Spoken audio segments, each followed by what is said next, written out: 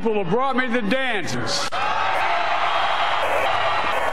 I see my buddy Senator Tom Carper down there, and I think Senator Coons is there, and I think the governors are. Is that Ruth Ann? And that former Governor Ruth Ann Minner. Most importantly, my sisters-in-law, my sister Valerie. Anyway. Folks, the people of this nation have spoken. They've delivered us a clear victory, a convincing victory, a victory for we the people. We've won with the most votes ever cast on presidential ticket in the history of the nation. 74 million.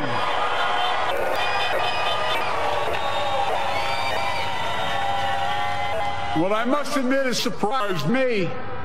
Tonight, we're seeing all over this nation, all cities and all parts of the country, indeed across the world, an outpouring of joy, of hope, renewed faith in tomorrow, bring a better day.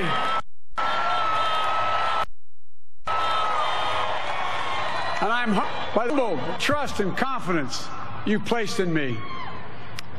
I pledge to be a president who seeks not to divide, but unify. Who does states and blue states, only sees the United States. And work with all my heart, with the confidence of the whole people, to win the confidence of all of you. And for that is what America, I believe, is about. It's about people. That's what our administration will be all about. I sought this office to restore the soul of America, to rebuild the backbone of this nation, the middle class, and to make America respected around the world again. And to unite us here at home. It's the honor of my lifetime that so many millions of Americans have voted for that vision. And now, the work of making that vision is real. It's a task, the task of our time. Folks, as I said many times before, I'm Jill's husband. I'm Jill's husband. And I would not be here of and tireless support of Jill and my son Hunter and Ashley, my daughter, and all our grandchildren and their spouses and all our family. They're my heart. Jill's a mom, a military mom, an educator, and she has dedicated her life to education. But teaching isn't just what she does, it's who she is. For American educators, this is a great day for y'all. You're going to have one of your own in the White House. And Jill's going to make a great First Lady. I'm so proud of her.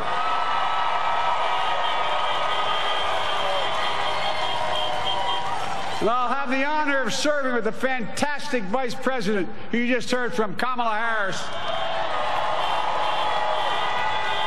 who makes history as the first woman, first black woman, the first woman from South Asia, the first daughter of an immigrant ever elected in this more universe toward justice. Kamala, Doug, like it or not, your family, you become an honorary bride, no way out.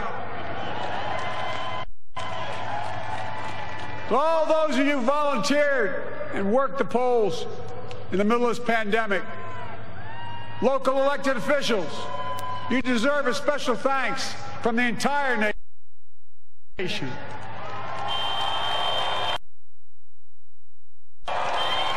And to my campaign team and all the volunteers and all who gave so much of themselves to make this moment possible, I owe you. I owe you. I owe you everything. And to all those who supported us, I'm proud of the campaign we built and ran. I'm proud of the coalition we put together, the broadest and most diverse coalition in history.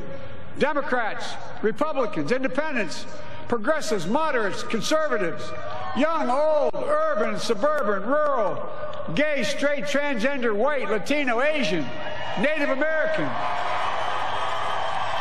I mean it, especially for those moments, and especially for those moments when it was at its lowest ebb campaign. The African-American community stood up again for me. You've always had my back, and I'll have yours. I said at the outset, I wanted to represent this campaign to represent and look like America. We've done that.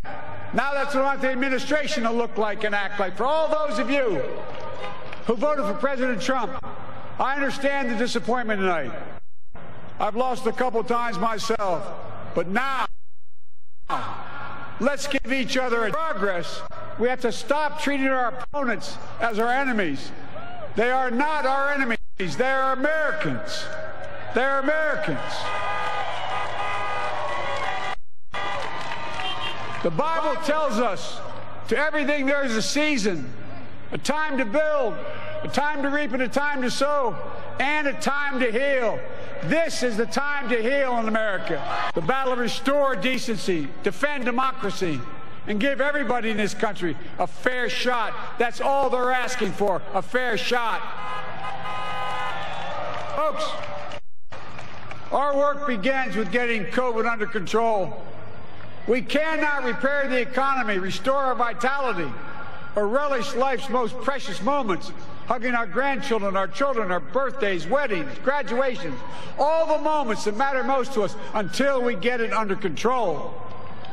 On Monday, I will name a group of leading scientists and experts as transition advisors to help take the Biden-Harris COVID plan and convert it into an action blueprint that will start on January the 20th, 2021. That plan will be built on bedrock science. It will be constructed out of compassion, empathy, and concern. I will spare no effort, none, or any commitment to turn around this pandemic. Folks, I'm a proud Democrat,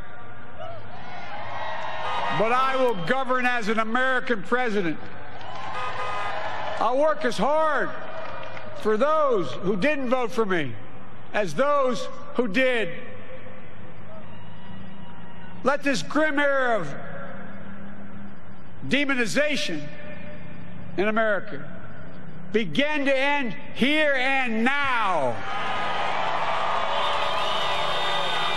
Communities in America. Mistake. Make no. Too many dreams have been deferred for too long. We must make the promise of the country real for everybody, no matter their race, their ethnicity, their faith, their identity, or their disability. Folks, America has always been shaped by inflection points, by moments in time where we've made hard decisions about who we are. In 1960, pledging a new frontier. And 12 years ago, when Barack Obama made history, he told us, yes, we can. Well, folks, we stand at an inflection point. We have an opportunity to defeat despair, to build a nation of prosperity and purpose. We can do it. I know we can. I've long talked about the battle for the soul of America. We must restore the soul of America. Our nation is shaped by America is a beacon for the globe. We will not lead. We will lead not only by the example of our power, but by the power of our example. God-given ability will take them. You see, I believe in the possibilities of this country. We're always looking ahead to an America that's freer and more just, ahead to an America that creates jobs with dignity and respect, ahead of America that cures diseases like cancer and Alzheimer's, ahead to an America that never leaves anyone behind, ahead of America that never gives up, never gives in. This is a great nation. It's always been a bad bet to bet against America. We're a good people. This is the United States of America, and there's never been anything we've been not able to do when we've done it together. Folks, in the last days of the campaign, I began thinking about a hymn that means a lot to me and my family, particularly my deceased son, Bo. It captures the faith that sustains me, and which I believe sustains America. And I hope it can provide some comfort and solace to 230,000 Americans who've lost a loved one to this terrible virus this year. My heart goes out to each and every one of you. Hopefully this hymn gives you solace as well. And it goes like this. And he will raise you up on eagle's wings, bear you on the breath of dawn, and make you to shine like the sun, and hold you in the palm of his hand. And now together, on eagle's wings, we embark on the work that God and history have called upon us to do, with full hearts and steady hands, with faith in America and in each other, with love of country, a thirst for justice. Let us be the nation that we know we can be, a nation united, a nation strengthened, a nation healed, the United States of America. Ladies and gentlemen, there's never been anything we've tried we've not been able to do. So remember, as my grandpapa, our grandpapa, used to say when I walked out of his home when I was a kid up in